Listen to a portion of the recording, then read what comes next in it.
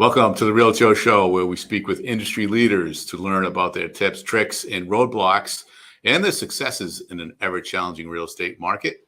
On this episode, we are honored to have Michael Terbet from Coldwell Banker, Michael Terbet, the Terb, which is super excited about this show. We're going to be talking about running a team, creating a team, and managing your business through looking at a P&L. So welcome, Michael.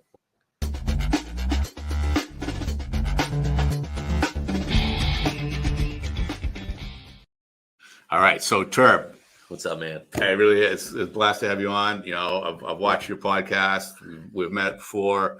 You're such a dynamic guy, and I just want to go back and explain how we first met. And that was at Michael Martin's seminar. He had brought a bunch of people together and had the Core, and it was Kendra Cook from the Core. And the Core is a real estate and mortgage coaching company, and it's phenomenal program. I was blown away by it. It's a fantastic approach to doing business and building teams. And what struck me about it was Kendra Cook got up and told her story. She's a real estate agent out of South Carolina, and she spoke to how she was running a team. She had doing about 35 million in business, and I could tell the story because she's very public about it. And she was 6 weeks from going bankrupt. Right? She had her billboard, she had her park benches, the trucks, everything, all that going on. Yeah. And just correct, she was actually in Tennessee. And all right, but now she's in Charlotte, obviously, leading the real estate division of the Core. Okay. But phenomenal person and agent. And she thought she was doing great, so she looked at her books, and then she was that close to going bankrupt 6 weeks out. Yeah. As she joined the Core, and she brought from her net profit from her gross commission income was at 35%, and she brought it up by doing just a few tweaks, starting doing some of the basic stuff that the Core teaches, and that is very fundamental to real estate, building a team. And we're going to dig into that. But she brought her business up to a healthy 50%. Yeah, no question. And it's been, just so people know, I've been doing real estate now 16 years. Yeah. Grown up with my mom's Ida Terbet, who is a top producing agent really in the world in regards to her career, 35 years. So when I joined and started my real estate journey in 06, I never thought I'd do it a day in my life, because as a kid, punishment was looking at houses and putting signs in the ground with my dad. And so I was a former college basketball coach, and value of life was like getting closer to home. And it's what brought me into real estate. And I've always loved the coaching aspect of things. Obviously, I was a coach, and I think people reach their highest potential when they have high level accountability. That's correct. And I had a great coach prior to the Core. His name's David Kesey and Tim Stout, and they were absolutely phenomenal in helping me grow and form Super Terb, form. Because the one challenge that I have, is when you're on a family team, and I'm so proud of my mom, is a lot of people look at their kids and say, oh, they're just riding the coattails, or they're just born into it. And that's furthest from the truth. My mom is my biggest inspiration as far as how hard she works. And I knew I needed to prepare for my future. She wasn't giving anything away? No. And so, and my thought was, okay, I need to essentially almost start a team within a team, help my mom grow and continue to grow with our team. And I love that leadership role. So then my really good friend Michael Martin with Fairway Mortgage, do a lot of work together. Not only that, but we're good friends off the court, as I say. And he kept pestering about the core. And I needed systems anyway. In 2021, I joined the Core. It's a level one. So let that back up. So what were you doing? How were you running your business prior to getting involved with the Core? What was your structure? I had no systems. Nothing. Well, I'll take that back. I mean, I really dove in, probably in 2018, I really dove into providing content for clients, providing videos, and I love the marketing side. And I wanted to separate myself in regards to, I'm not only standing in front of a house, but what can I do to help you in any real estate questions you have? Gary Vaynerchuk's one of my favorite, podcasts, and his sister's actually a real estate agent.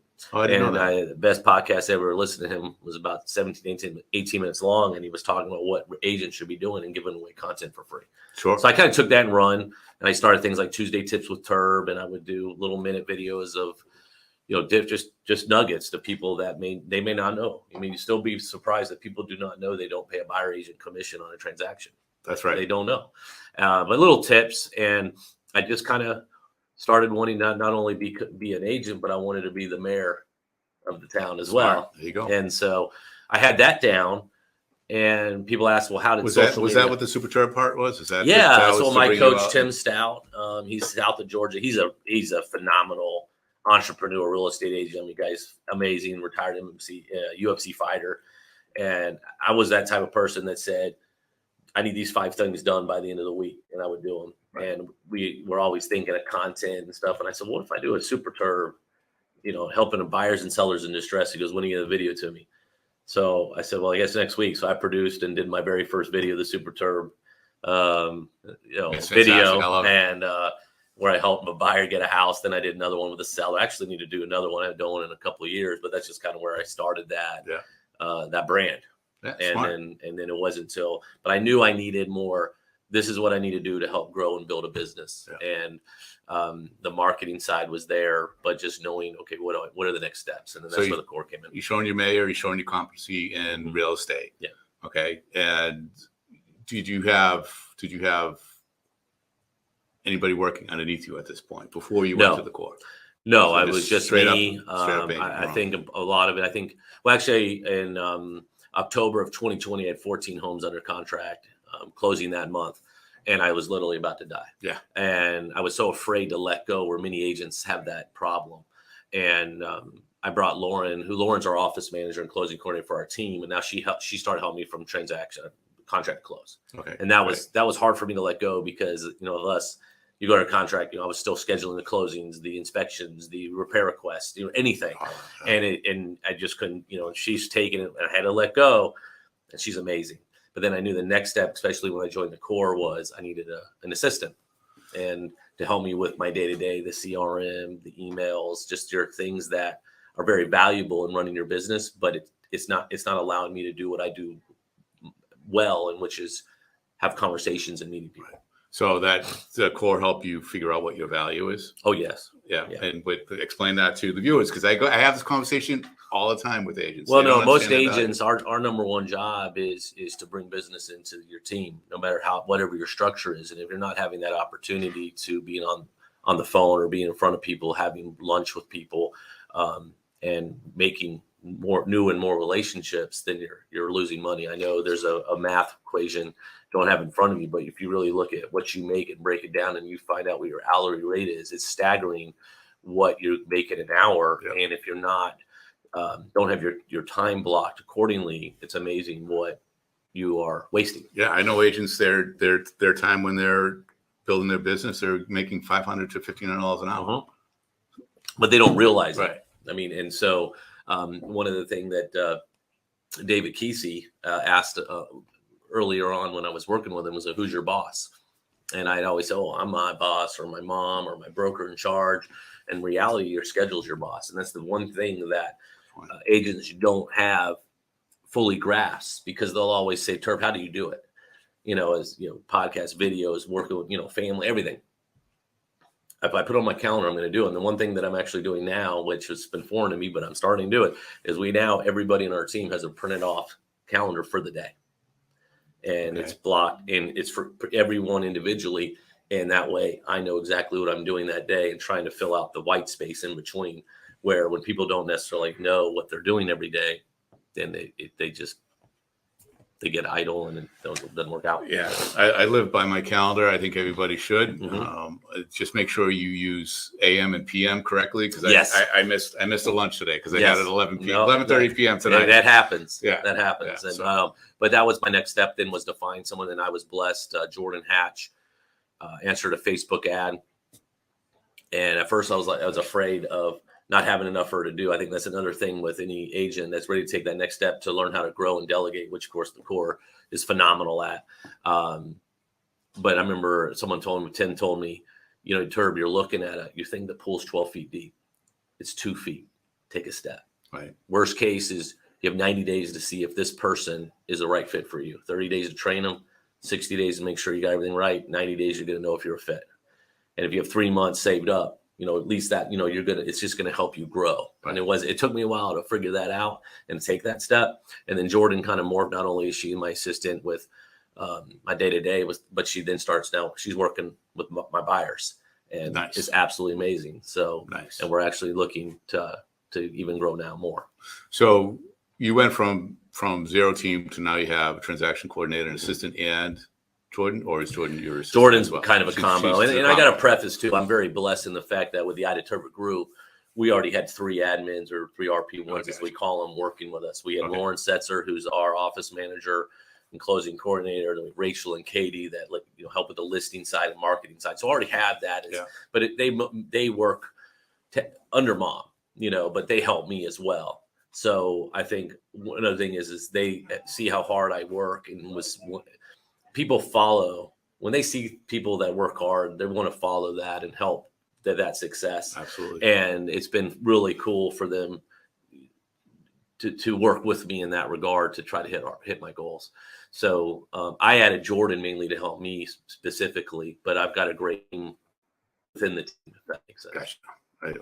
I know it can be a little confusing. Very unique. You're a brokerage with a team. Because I would never leave. I mean, my mom and my family is everything. And, and so, but I also knew I kept hitting the ceiling myself, where I was like, for me to take that next step, I need to leverage. I need to start delegating. Absolutely. I need to do more that way. Have you changed your prospecting or the ways you're getting the business since you started to realign your business? Oh yeah. I think the biggest aha moment, especially when I joined the core, was, again, the systems are broken down. And again, I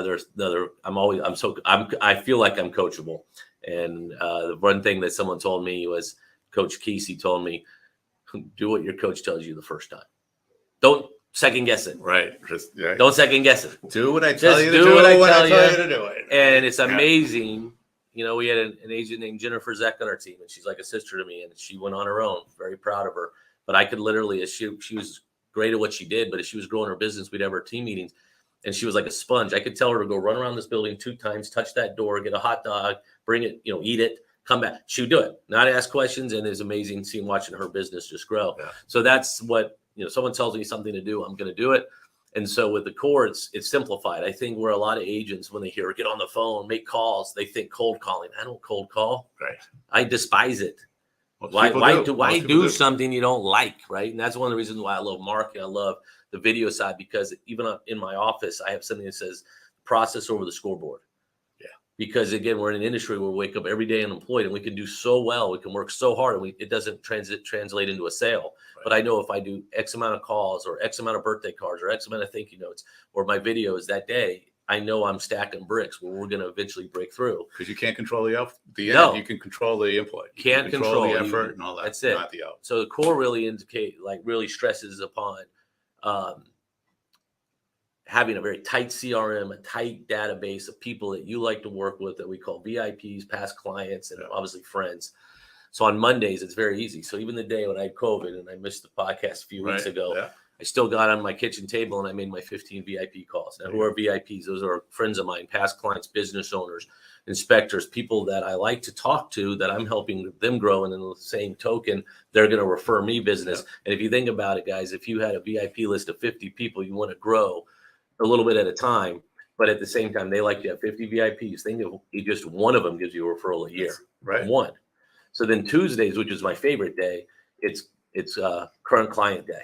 So when I have listings, I have homes under contract, listings coming soon, they're getting a contact from me. Grant, I talk to more than just Tuesday, but I like Tuesday because it's your Tuesday update with Terb, right? There you go. And they love it. Yeah. And I'll say, hey, they signs going in the yard Thursday, yeah. Photos are Friday. And on Monday, what's great is Lauren will already have a list for me because she's already communicating with them, and they'll give me updates on what's going on. So I'm just reapplying that. And they expect you. They expect that call, right? I have clients close. They go, we're missing our Tuesday updates, Then Wednesday is lead day, hot and cold. So we have a lead tracker. That's something I'm trying to get better at, because we get leads, sometimes different angles, referrals, is having those leads there. And then we're touching them, whether you haven't talked to them 6 months or whether you just got them that week. You're just following up. And then Thursday's past client day. Past client day, easy enough, is how you call everybody. Make it the alphabet game. Kendra went over this. go 26, 52 days in the I can't talk weeks. So just divide that in two. Yeah, you're gonna touch someone at least twice a year. Gotcha. Okay, just checking in. Like right now, I have a list of people that I've closed over the last 24 to 36 months that I'm just touching base. 90% chance they're not answering the phone. Right. But I'm just saying, hey, this is Terb. Just want to make sure you're doing okay. If you have any questions about what's just going on in the market, maybe the equity in your home, let me know. Obviously, want to make sure their family's well and things of that nature when I talk to them. But I think just reaching out and letting them know, because a lot of people have questions, especially about the market now, and it's just staying in front. And then Friday is kind of like what I call new business day. They, trying to get in front of more people, business builders, things like that. Then they also want us to have so many lunch appointments, so many cards. So we have what we call a greatness tracker. So it's easy. You have a greatness tracker that's. Well, let's back up a second. Let's talk about. I know. Once I start going, keeping it simple. You just laid out your entire week, every day, easy off the top of your head. Easy, and that's because it's a system. Because even if you wake up, you don't feel well, right? Or maybe it's just not your day. You know what you've got to get done that day. That's how simple it is. Mm-hmm. And then I've also got to turn my greatness trackers into my coach, and I don't like getting yelled at. That's right. Yeah, that's right. And you can fudge your greatness tracker, but sure, if you fudge it, if you're showing a full greatness tracker or close to it, you better have deals. Right. So let's talk about when I opened up with this, and I want to get to it. So with a lot of real estate agents, we talk about split, top dollar. How much GCI do you make? I want all that money. I want all the money, and it looks great. I did $35 million. Yep. But as Kendra said, it's all about the bottom dollar. It's all about the net. What are you taking home? Yep. Because it doesn't matter how much you do on top. It's what you take into the bank that matters. Yep. So let's talk about that and how you've realigned your business or realigning. Because I know this is something you're just getting into, but it's super important. Well, it wasn't until previous. So we break everything in semesters at the core. Okay. So just like school. So last semester was my last semester at level 2. So you start at level 1, level 2. You actually have to get interviewed. And I mean, they just let everybody in. You get interviewed, actually show tax returns. You have to have certain, you got to make certain savings, certain money coming in and all that. They'll make that, because for what it costs for the core, their number one thing to do is help you not only as a business. My previous coach, Lisa Sin out of San Antonio, she's phenomenal. Great coach, great person, great leader. When she met Rick, who owns the core, Rick Ruby, he goes, "Do you want to be a real estate agent or a business owner?" Right. And she goes, "I want to be a real estate agent." Of course, not thinking. Right. And that's not it. We have to be business owners, and so many agents aren't taught about money. Thank you. And so, and it wasn't until, because we get caught up in GCI. That's right. And so they do everything by net there. And so she started helping me a little bit with a personal budget and P&L. Or profit and loss, and it wasn't. But when she get to level 3, it's like today at 4:00, I have my call, and we're going to go over my P&L and greatness track. Personal budget. So people, they don't necessarily pay attention to what they're spending monthly. On whether it's marketing or if you have staff working for you, or you're just throwing stuff up against the wall, hope it sticks, and you make money, but you're really not gaining money, not saving for the future. Right. And you scale your business accordingly, depending on, what your P&L says. Right. And so that's been an eye opener for me. I know what my average expenses are now monthly, which is, I didn't know at the time, or I had a general idea. Yeah, that's not uncommon. And then, I know each month if I made a profit, and then translates to your personal budget. And then they want you to save 20% of your, profit a month if you're applicable. That also applies to them as savings is credit card debt. Okay. And so that was my my biggest thing, is saving money, and then start saving it the right way.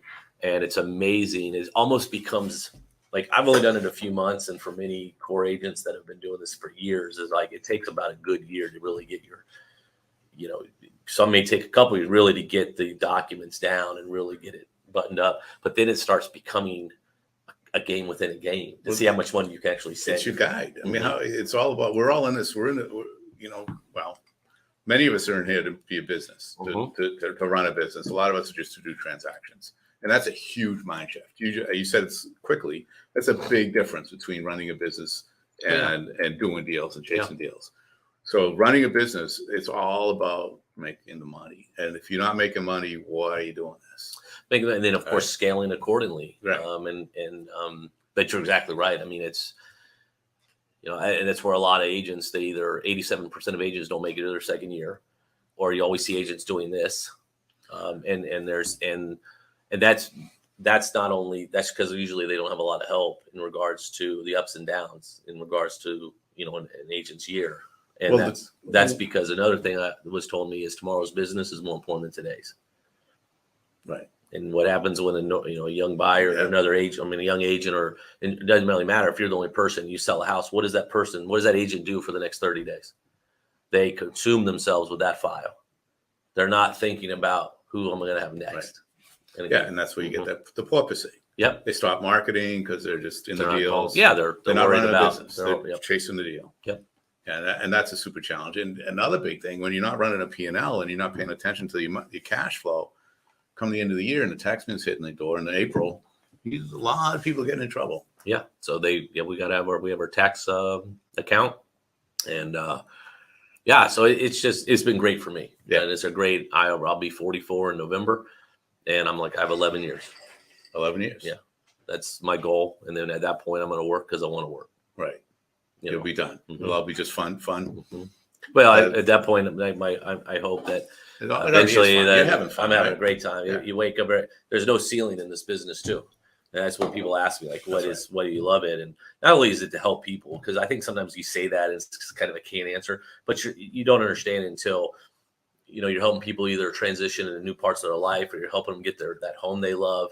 And I love helping connect that as well as the strategy. See, now as the market has been adjusting, I hate saying shifting, and I still think in the spring the doors are going to get blown right back off because of just the demand here, and people are adjusting.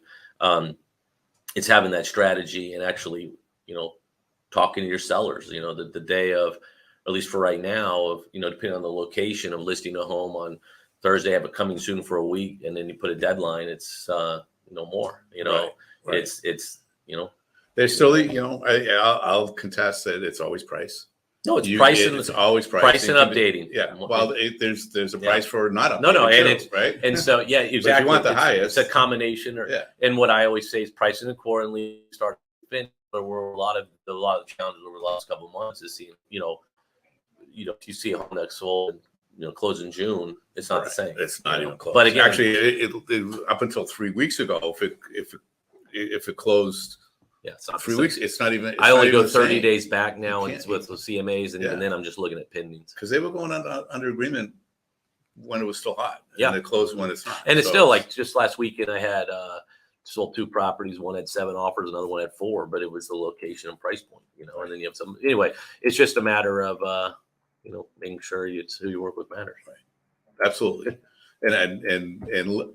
You talk about listening to your coach. Mm-hmm. Consumers need to listen to their realtor. Yeah. When it comes to pricing, we don't dictate what the market's going to pay. Neither does the seller. It's the market that's going to dictate what the market's going to pay. So we have to make sure we get. And the market will talk to you, and it's just crazy. The biggest thing as agent, when I was on I went to Top Producer Council a couple weeks ago, and I was on a panel. We were talking about creating the right expectations. Actually, I didn't take a listing because they wanted to list 50,000 more than I wanted to. Right. But it's just create the right expectation. The one word I've had to learn and remind myself is patience. Right. But it can't, like today I have a home that's on the market 6 days and I'm like losing my mind. Yeah. But at the same time, it's great. Yeah. Buyers have a little more options. Right. As soon as the MLS really did away with coming soon, it's still available. But when they started accumulating on coming soon, that also affected the inventory that was hitting the market at once. You said something very quickly, and as you always do. Mm-hmm. And but it was you did not take a listing. You said no to a listing because of $50,000. Yeah, I'd rather have the conversation now. They're great people, love them. But see, the problem is I've been doing. The other thing is I've been able to experience from 2006 to now. I experienced 6 months of the Wild Wild West, as I called it, for the recession, financial crisis, into the recession where we became short sale specialists, foreclosures. And around 10 years ago, I was telling people to stay because and either hold on to or rent it. But one thing you can't do is make your homes math problems. Right. And so people were trying to list their homes just to break even back then. Now it's people are trying to list their homes to make a certain amount to go towards that next home. Right. So the one I always say, there's two things when I sit down with the sellers. We're going to pretend you don't have a mortgage, which again, you still want to make top dollar, don't be wrong, but when you have a mortgage, it affects the bottom line. And then two, we're going to buy your home today. And then I do my market analysis right with them. I don't come in plan, I just pull it up. And then basically I'm looking at them as if they were buying their own home and what makes the most sense. And in this case, they were, we made a home a math problem and it's all good. I was like, I hope you get that. Right. But I'd be doing a disservice to you now. Yeah. And I'd rather have this rather than you dealing with 30, 45 days, make sure your home's clean, having the dogs out and not understanding why we're not selling your home. Right. So it's just the conversations that you're having with your clients and then also knowing your numbers. And that makes two people happy. One, you're not stressed out trying to sell something you can't sell and getting the grief from them, and you're not disappointing the seller. So no one wins when a property's overpriced.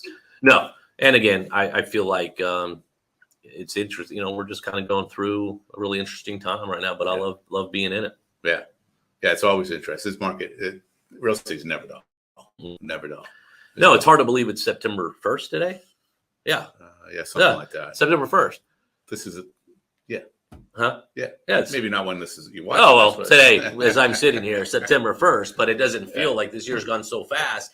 And reality is I tell our team now, what you're doing now, you're going to feel in the spring. And it takes me back to the core. So I get back from back from the summer a year ago around this time, or summer. I did level 2 another semester and doing everything they're telling me to do. Goes back to system over the process over the scoreboard. Right. And I remember calling Michael and go, dude, I am frustrated. Like, what is going on? And he's like, just maintain. I had the best first score of my career this year because everything. See what sellers are going to start doing, guys. If you're an agent out there right now, they're just starting to think about selling in the spring. That's right. In the next month. Now they may get the little bit of a whim to do it prior to Turkey Day.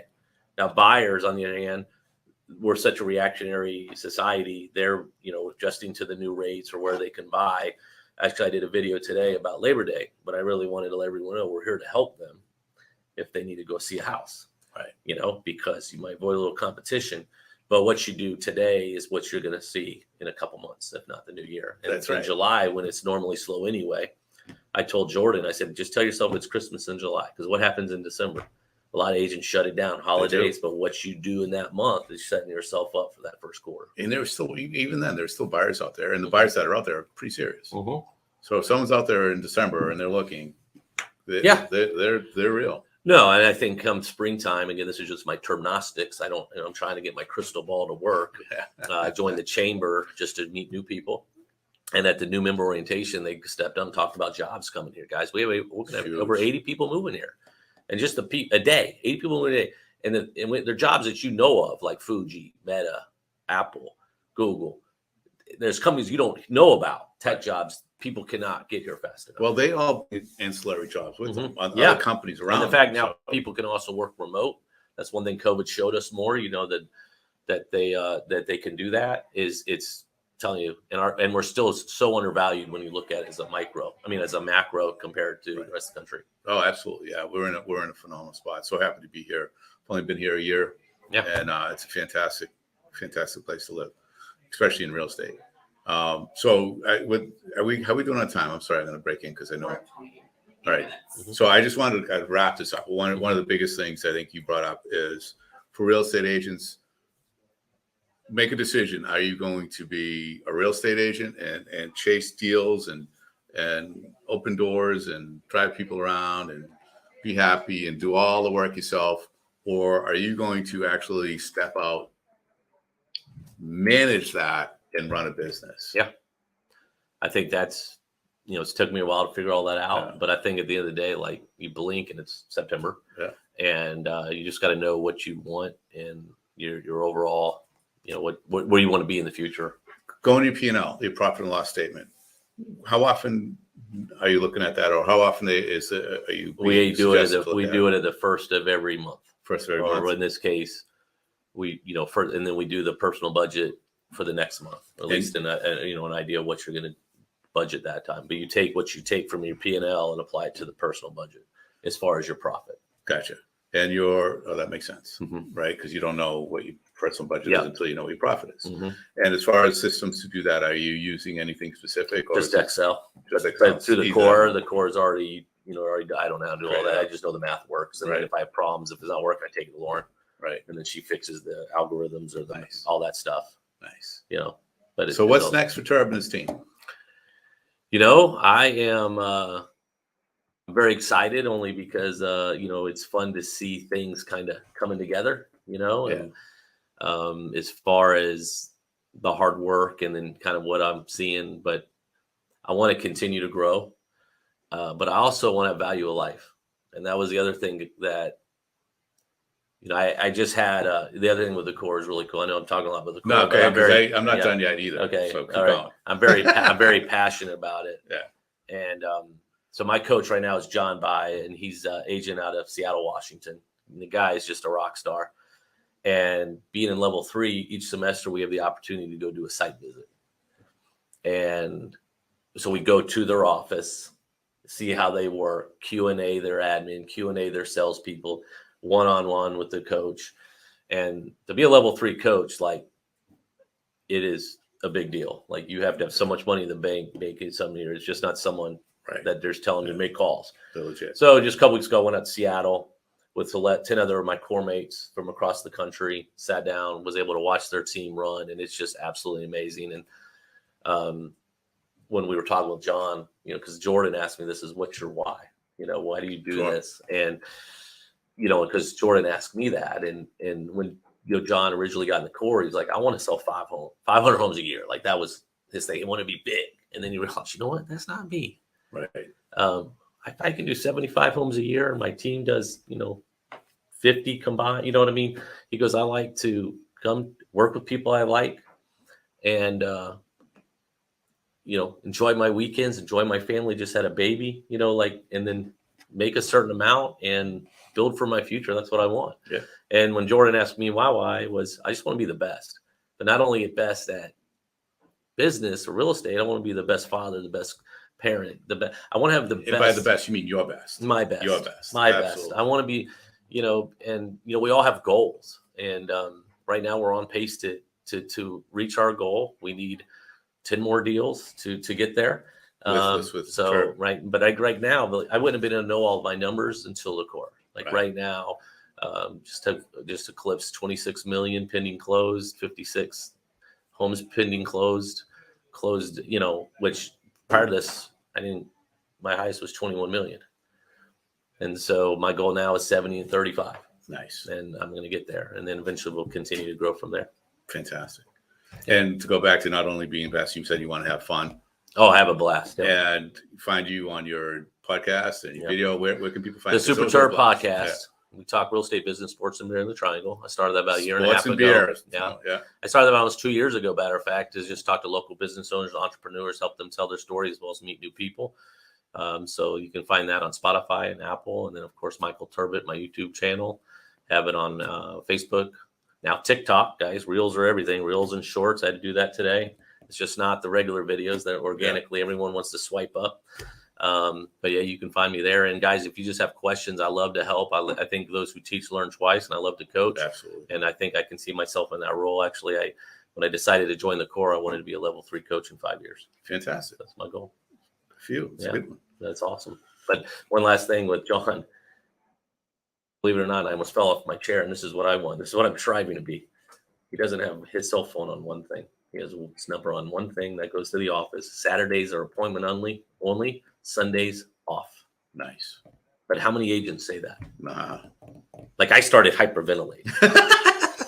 But if you think about it, when you call the dentist, does the dentist answer? No. I'm not comparing. I'm not a doctor, but when you call a business, how often is that owner answer the phone? How bad is it when someone cheapens themselves and says, "Oh, available 24/7"? That's it. You just lost your value. Yeah, you're opening up Pandora's box. And I know, like, I'm here to help people, but I'm a night owl. I know as soon as I answer that text at 10:02 p.m., you're setting yourself up. That's right. But at the same time, it's great. Terbet, thanks for coming on. Thanks. It's fantastic. Appreciate it. Until next time.